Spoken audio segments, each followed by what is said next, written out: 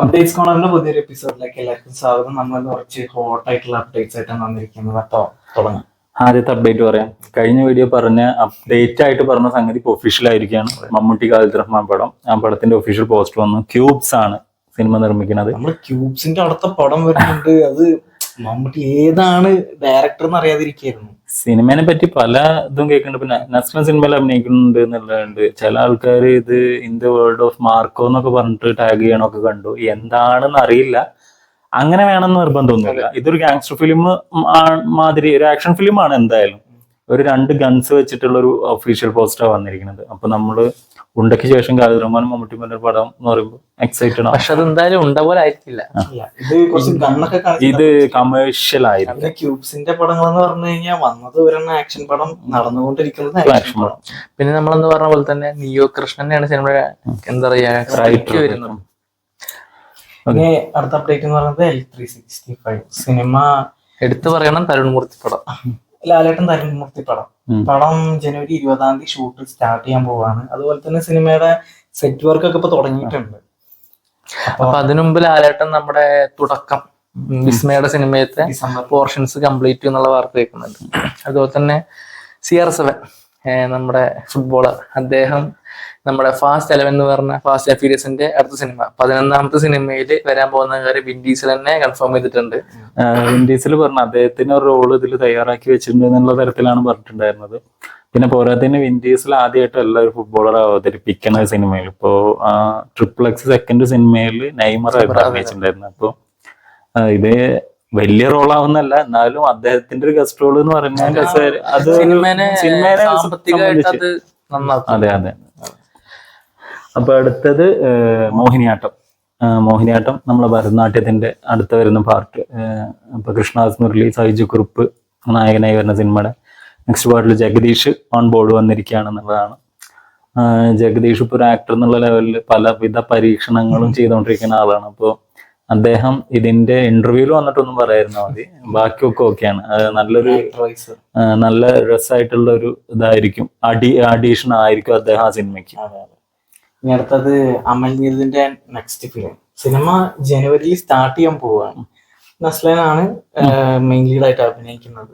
ഒരു കൂട്ടം യുവാക്കള്. കാരണം മുൻപ് വന്ന വാർത്ത നസ്ലൻ അതുപോലെ തന്നെ ടോവിനോ എന്നുള്ളതായിരുന്നു. കൺഫേംഡ് അല്ല, നമുക്ക് സമയത്ത് അറിയാം. ഈ അമൽ നീരദിന്റെ കാര്യം, ബൊഗേമില്ലയുടെ കാര്യം അതേപോലെ തന്നെയാണ്.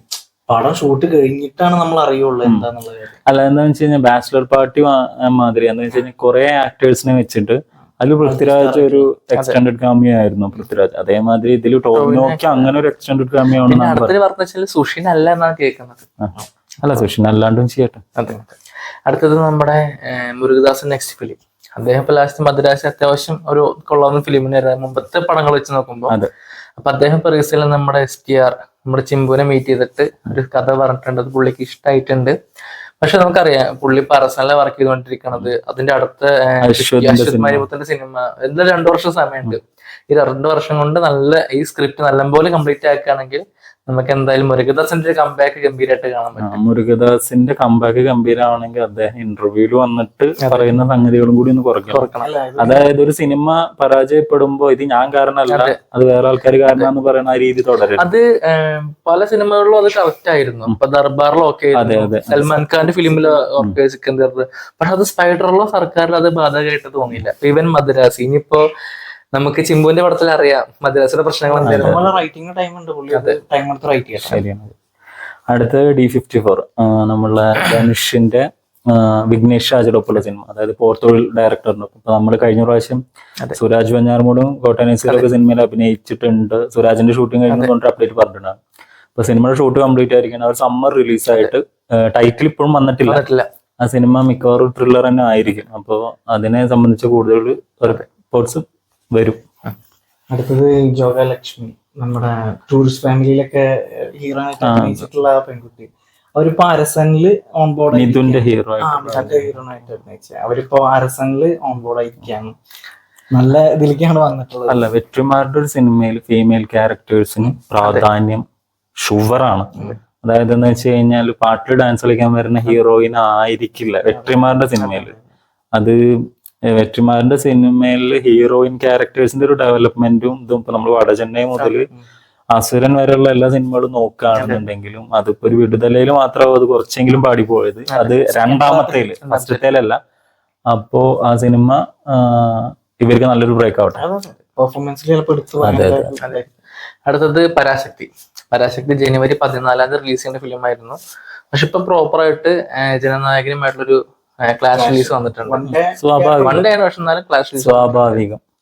അതിന് രാഷ്ട്രീയ കാരണമുണ്ട്, അല്ലാത്ത കാരണങ്ങളുണ്ട്. എന്താ വെച്ച് കഴിഞ്ഞാൽ ജനുവരി 14 എന്ന് പറയുമ്പോൾ മറ്റ് ഭാഷകളിലെ സിനിമകൾ ഇറങ്ങുന്നുണ്ട്. ഇപ്പൊ നമുക്ക് രാജാസാബ് ഉൾപ്പെടെ സിനിമ ഇറങ്ങുന്നുണ്ട്. അപ്പൊ ഓവർസീസിലത്തെ ഒരു ഇഷ്യൂ കൊണ്ട് കൂടിയിട്ടാണ് സിനിമ മാറ്റിയുള്ളത്. പിന്നെ ശിവകാർത്തികനെ സംബന്ധിച്ചിടത്തോളം ടെൻഷൻ അടിക്കേണ്ട ആവശ്യമില്ല. കാരണം ഡോൺ പിക്ചേഴ്സ് ആണ് പ്രൊഡക്ഷൻ എങ്കിൽ പോലും സിനിമയെ ബാക്കപ്പ് ചെയ്യുന്നത് റെഡ് ജയൻസ് ആണ്. അപ്പൊ പിന്നെ സിനിമ നഷ്ടം സംഭവിച്ചാൽ പോലും അവർക്ക് അതൊരു ഇഷ്യൂ അല്ല സത്യത്തില്. അവർക്ക് അതൊരു ഇഷ്യൂ ആണ്, പ്രസ്റ്റീജിയസ് ഇഷ്യൂ അത് ഇഷ്യൂ ആണ്. പക്ഷെ സാമ്പത്തികമായിട്ട് അവർക്ക് അത് ഇഷ്യൂ അല്ല സത്യത്തില്. ഓക്കെ, അടുത്ത അപ്പൊ ജനനായകന്റെ അപ്ഡേറ്റ് പറഞ്ഞു. ജനനായകന്റെ ഇപ്പൊ ഒരു പോസ്റ്റോട് കൂടിയിട്ട് അവര് നോർത്തിലത്തെ ജൻ നേത്ര എന്ന് പറഞ്ഞിട്ട് ബോബി ഡിയോളും വിജയും ഫീച്ചർ ചെയ്യുന്ന ഒരു പോസ്റ്റർ. ആ പോസ്റ്ററില് നോർത്തിലത്തെ സി സ്റ്റുഡിയോസ് ആണ് അവിടെ ഡിസ്ട്രിബ്യൂഷൻ ചെയ്യുന്നത്. അതേമാതിരി നോർത്തിലത്തെ മാതിരിയല്ല, ബാക്കി ഓരോരുത്തരുടെയും വന്നിട്ടുണ്ടായിരുന്നു. ഇപ്പൊ ഇനി തെലുങ്കാനത്തെ മാത്രമേ കൺഫേം ആവുള്ളൂ, ബാക്കി ഓൾമോസ്റ്റ് എല്ലാം കൺഫേം ആയിട്ടുണ്ട്. SVC എവിടെ ചെയ്യണത്? ആന്ധ്രല്ല, കർണാടക. നൈസാം എന്ന് പറഞ്ഞു കഴിഞ്ഞാല് ആന്ധ്രാപ്രദേശ്. എവിടെ ഒരു സ്ഥലത്തോടെ കൺഫേം ആവുള്ളൂ, ബാക്കി ഓൾമോസ്റ്റ് എല്ലായിടത്തും കൺഫേം ആയിട്ടുണ്ട്. കേരളത്തില് ഡിസംബർ 31 രാത്രി 11:59 ബുക്കിംഗ് സ്റ്റാർട്ട് ചെയ്യാൻ പോവാണ്. അതുപോലെ തന്നെ നമ്മുടെ ഫാൻ ഷോ സ്റ്റാർട്ട് ചെയ്യുന്നത് 4 മണിക്കാണ് കേരളത്തില്. അതിനെപ്പറ്റി ചെറിയൊരു കൺഫ്യൂഷൻസ് ഒക്കെ ഉണ്ടായിരുന്നു, കാരണം തമിഴായിട്ടുള്ള അപ്പൊ ഇപ്പോ 4 മണിക്കുള്ള ഷോസ് ആണ് വന്നുകൊണ്ടിരിക്കുന്ന ന്യൂസ്. അതുപോലെ തന്നെ എന്തായാലും ചേഞ്ച് ആവാതിരിക്കട്ടെ, കാരണം ലൈസൻസ് ഇഷ്യൂ ലാസ്റ്റ് ടൈമിൽ അങ്ങനെ ഉണ്ടാവാറുണ്ട് പൊതുവെ. ഉണ്ടാവാതിരിക്കട്ടെ. തമിഴ്നാട്ടിൽ 8 മണിയായി, 9 മണിയല്ലേ? 9 മണിക്ക് തമിഴ്നാട്ടില്. അല്ല, ഇതിപ്പോ കുറെ കാലമായിട്ട് ഇത് സ്ഥിരം പരിപാടിയാണ്. നെക്സ്റ്റ് അപ്ഡേറ്റ് എന്ന് പറയുന്നത് സൂര്യ 47ന്റെ പ്രൊമോ ഷൂട്ട് അടുത്തുണ്ടാവും നമ്മൾ പറഞ്ഞിട്ടുണ്ടായിരുന്നു. അപ്പൊ സൂര്യ പ്രൊമോ ഷൂട്ടിന് വന്നു. ഷൂട്ട് കംപ്ലീറ്റ് ആയിരിക്കുകയാണ്. പുള്ളി കൊച്ചിയിൽ ഉണ്ടായിരുന്നല്ലോ, അതുകൊണ്ടപ്പോ ശ്രീനിവാസനെ കാണാൻ വേണ്ടിട്ട് ആള് ഷൂട്ട് കഴിഞ്ഞിട്ട് റിട്ടേൺ പോയിരിക്കുകയാണ്. ഇനിയിപ്പോ ആളടുത്തത് പൊങ്കല് കഴിഞ്ഞിട്ട് അവർക്ക് ആള് വരുന്നുണ്ടാവുക. അപ്പൊ അതുവരെ സിനിമയുടെ ഷൂട്ട് ബാക്കിയുള്ള ആൾക്കാരെ വെച്ചിട്ട് തന്നെ കംപ്ലീറ്റ് ആകും. അപ്പൊ നമ്മൾ നേരത്തെ പരാശക്തി, ജനനായകൻ കാര്യം പറഞ്ഞ പോലെ തന്നെ ഒരു റീ റിലീസിന്റെ കാര്യങ്ങളും പറയാനുണ്ട്. മങ്കാത്ത നമുക്കറിയാം സൺ പിക്ചേഴ്സിന്റെ സിനിമയാണ്. മങ്കാത്ത റീ റിലീസ് ജനുവരി 14 അല്ലെങ്കിൽ ജനുവരി 23 പ്ലാൻ ചെയ്യുന്നത്. ഇതിന്റെ പിന്നിലുള്ള രാഷ്ട്രീയം നമ്മൾ ഇനി എടുത്ത് പറയേണ്ട ആവശ്യമില്ല. അത് കാണർക്ക് മനസ്സിലായിക്കോളാം എന്താ സംഭവിക്കാൻ പോകണം. അല്ല, എന്താന്ന് വെച്ച് കഴിഞ്ഞാല് അജിത് ഫാൻസിനും അജിത് ഹേറ്റേഴ്സിനും വരെ ഇഷ്ടമുള്ള ഒരു സിനിമ. അതെ. തിയേറ്ററിൽ ഇങ്ങനെ വിജയമായിട്ടുള്ള ഒരു സിനിമ, അതായത് അജിത്തിന്റെ കരിയറിൽ നോക്കുകയാണെങ്കിൽ അദ്ദേഹത്തിന്റെ 50ാമത്തെ പടം എന്നുള്ളത് ഭയങ്കര ഇമ്പോർട്ടന്റ് ആയിട്ടുള്ള ഒരു മൈൽ സ്റ്റോൺ മാതിരി അദ്ദേഹത്തിന്റെ കരിയറിലുള്ള സിനിമ. അതേമാതിരി വെങ്കട് പ്രഭുവിനും ഇനി അതേമാതിരി സിനിമ ചെയ്യാൻ പറ്റില്ല എന്നുള്ള മാതിരി ഒരു സംഘടന ചെയ്ത് വെച്ചിരിക്കും. പുള്ളിയുടെ പടം നോക്കുമ്പോ മാനാട് മങ്കാത്ത ഇത് രണ്ടാണ് പുള്ളിയുടെ പീക്ക് എന്ന് പറയാൻ. ആ സിനിമയിൽ ഒരു കാര്യം കൂടി പറയാണ്ട്, എന്താന്ന് വെച്ച് കഴിഞ്ഞാൽ ഇപ്പത്തെ നമ്മുടെ സിറ്റുവേഷനിൽ സിനിമകളിൽ പാട്ടുകളുടെ എണ്ണം കുറവാണ്. ആ സിനിമ അത്ര എൻഗേജിംഗ് ആയിട്ട് പോയിക്കൊണ്ടിരിക്കുമ്പോ ഇഷ്ടം പോലെ സോങ്സ് ഉണ്ട് പടത്തിനകത്ത്. അത് ആ സിനിമയെ ഒരിക്കലും ബാധിക്കുന്നു. അതിന്റെ തീമായിരുന്നു കുറെ കാലമായി ഒരുപാട് പേര് റിംഗ് ടോൺ ആയിട്ട് പോയിക്കൊണ്ടിരുന്നു.